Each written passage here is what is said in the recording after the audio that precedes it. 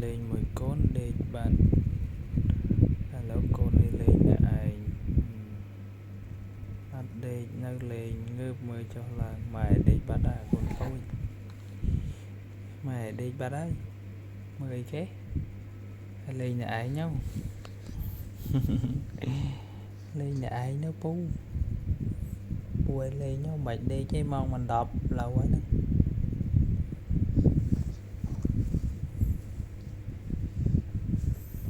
mong mình đọc ai mồm đi chơi pu à cùng lên chơi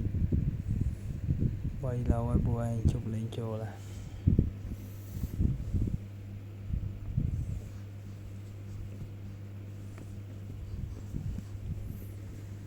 thật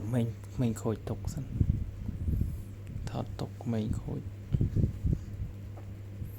mà đang ở đây cái hào thật mình khôi ta thay nhầm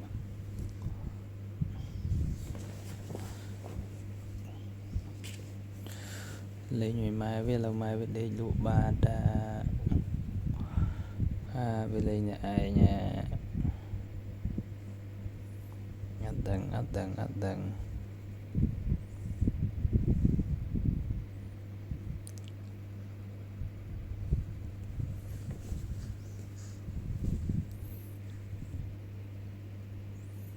hao mặt lan con hao mặt lan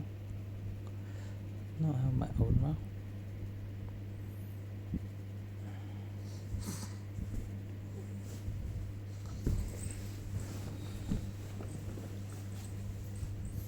kịp tay con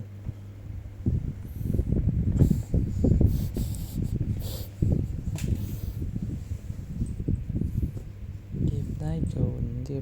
con là hài